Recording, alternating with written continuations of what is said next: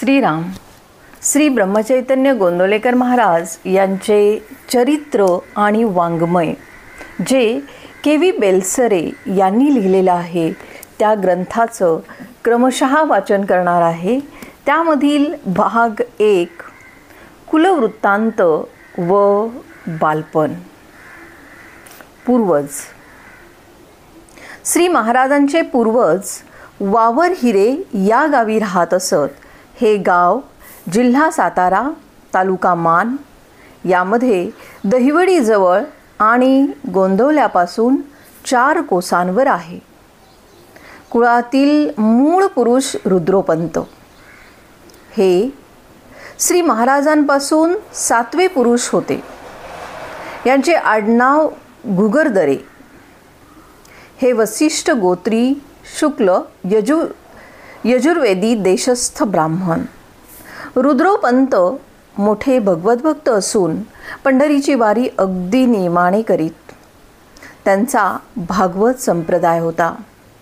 ते मुख्यतः शेती करीत। रुद्रोपंतापासून 4थे पुरुष म्हणजे श्री महाराजांचे पंजोबा आपले गाव सोडून गोंदवल्यास येऊन राहिले। कुलकर्णीपणाची त्यांची वृत्ती होती। आपल्या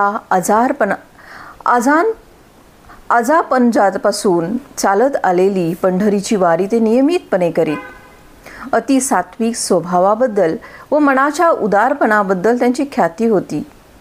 घरी कुलकर्णीपण असले तरी सांपत्तिक स्थिती बेताचीच असल्यामुळे शेतामध्ये स्वतः खपण्याचा त्यांचा परिपाठ असे। त्यांना झालेली पहिली 3-4 मुले अल्पायू ठरली, म्हणून त्यांच्या पत्नीने शंकराची आराधना सुरू केली। 3-4 वर्षे गेल्यावर मुलगा झाला। त्याचे नाव लिंगोपंत असे ठेवले। हे श्री महाराजांचे आजोबा होत।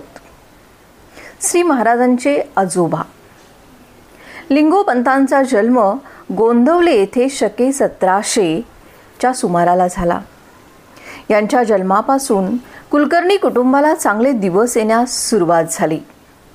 वयाच्या 18व्या किंवा 20व्या वर्षी लिंगोपंत कुलकर्णीपणाचे काम पाहू लागले। याच्या आधीच त्यांचा विवाह झालेला होता। त्यांच्या कुटुंबाचे नाव राधाबाई असे होते। लिंगोपंतांचा प्रपंच आदर्श संसार होता। प्रापंचिक घडामोडींबरोबर परमेश्वराची भक्तीही अत्यंत मनापासून केली जात होती। ते अत्यंत प्रामाणिक आणि परोपकारी असल्यामुळे इतर कुलकर्ण्यांवर त्यांचा दाब असे व वरच्या अधिकाऱ्यांवर देखील त्यांचे मोठे वजन असे। काही दिवसांनी मान तालुक्याचा मुख्य कुलकर्णी म्हणून लिंगोपंतांची नेमणूक झाली। हाताखालच्या इतर कुलकर्ण्यांचे तंटे न्यायदानासाठी त्यांच्याकडे येत। ते न्याय देताना इतक्या कुशलतेने, समजूतदारपणे आणि निपक्षपातीपणे वागत की सर्व लोकांना ते फार प्रिय झाले। थोड्याच दिवसांमध्ये सरकारच्या कानावर या सर्व गोष्टी जाऊन इतके चांगले काम केल्याबद्दल सरकारने त्यांना काही जमिनी इनाम दिल्या। आता लोक त्यांना लिंगोपंत इनामदार या नावाने ओळखू लागले। ही जशी त्यांच्या प्रपंचाची बाजू सुरेख होती, तशीच परमार्थाची देखील होती। लिंगोपंतांचा रोजचा आचारधर्म आणि उपासनाक्रम फार नियमित आणि अगदी मनापासून चाले। पहाटे उठून अंथरुणावर थोडा वेळ पांडुरंगाचे नामस्मरण आणि स्नान आटोपल्यावर संध्या व देवाची पूजा होई। नंतर भगवद्गीतेचा 1 अध्याय रोज मोठ्याने वाचण्याचा त्यांचा नियम असे। पुढे आल्या गेल्याची चौकशी होऊन 11 पर्यंत कचेरीचे कामकाज चाले आणि नंतर भोजन आटपून थोडी विश्रांती घेतल्यावर पंत पुराण श्रवण करण्यास बसत। दिवस मावळल्यावर संध्या उरकून ते हरिपाठ मोठ्याने म्हणत रात्री 8-9च्या सुमारास सर्व मंडळींचा फराळ होई आणि फराळ संपला म्हणजे पंत मंडळींना घेऊन स्वतः भजनाला बसत। टाळ, विणा आणि मृदुंगावर रोज पंचपदी होई. विशेष प्रसंगी तर 5-6 तासापर्यंत भजनाचा रंग भरत असे. पंत भजनामध्ये नाचत आणि त्यामध्ये इतके तल्लीन होऊन जात की नाचता नाचता त्यांच्या डोळ्यातून अश्रू वाहायला लागत. दर शुद्ध एकादशीची पंढरीची वारी त्यांनी धरली होती. आपला एवढा मोठा प्रपंचाचा व्याप पांडुरंगाच्या कृपेचे फळ असून त्याच्या इच्छेनंच तो चालत आहे असे त्यांना मनापासून वाटे. गळ्यात तुळशीची माळ असून ते मुद्रा लावीत असत. येता जाता तोंडाने पांडुरंग पांडुरंग असे नामस्मरण करण्याची सवय त्यांना होती.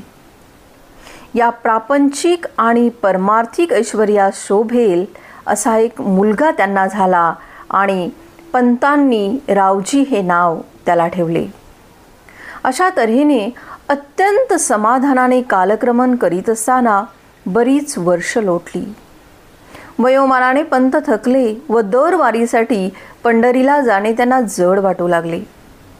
पंढरीला जाऊन आपण आपल्या पांडुरंगाला वारंवार पाहू शकत नाही या गोष्टीचे एक दिवस त्यांना फार वाईट वाटले आणि रात्री अंथरुणावर बसल्यावर नित्याच्या सवयीप्रमाणे त्यांनी पांडुरंगाच्या मूर्ती ध्यानात आणली. थोड्या वेळाने पंतांना झोप लागली, परंतु पहाटे 3-4च्या सुमारास त्यांना एक विलक्षण स्वप्न पडले.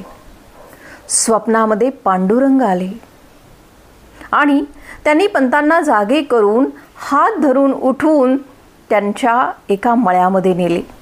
तेथे एक विशिष्ट जागा दाखवली आणि सांगितले, तुला पंढरीला येऊन मला भेटणे म्हातारपणामुळे कठीण झाले आहे.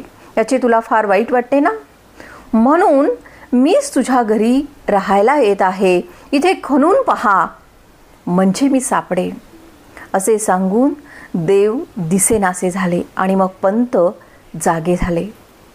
उजाडेपर्यंत त्यांनी कसाबसा धीर धरला आणि नंतर लगेच आपल्या सर्व मंडळींना त्यांनी बोलावून आणले. सर्वांना बरोबर घेऊन पंत त्या मळ्याकडे जाण्यास निघाले.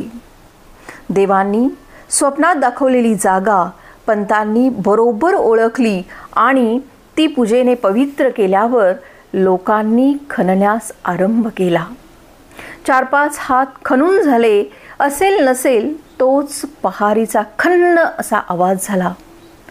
पंतांनी खोदणाऱ्याला एकदम थांबवले आणि आपण स्वतः ते खड्ड्यामध्ये उतरले आणि ज्या बाजूने आवाज होता तेथील माती आपल्या हातांनी त्यांनी बाजूला केली. ती विठोबा रखुमाईची सुंदर मूर्ती जणू काही कुणी नीट ठेवाव्यात अशा ठेवलेल्या आढळल्या. सर्व मंडळींना मोठे कौतुक वाटले. त्यांनी विठ्ठल नामाचा जयघोष केला आणि त्या मूर्ती पालखीमध्ये घालून वाजत गाजत पंत घरी घेऊन आले. सुयोग्य मुहूर्तावर आपल्या घराच्या बाजूलाच मोठ्या थाटाने पंतांनी देवाची स्थापना केली आणि 7 दिवस भजन, कीर्तन व अन्नदान यांनी लोकांना तृप्त केले. मूर्ती ज्या जागी सापडल्या तेथे आणखी खणल्यावर छान पाणी लागले. तिलाच विठोबाची विहीर व त्या मळ्याला विठोबाचा मळा असे म्हणतात. जय श्रीराम.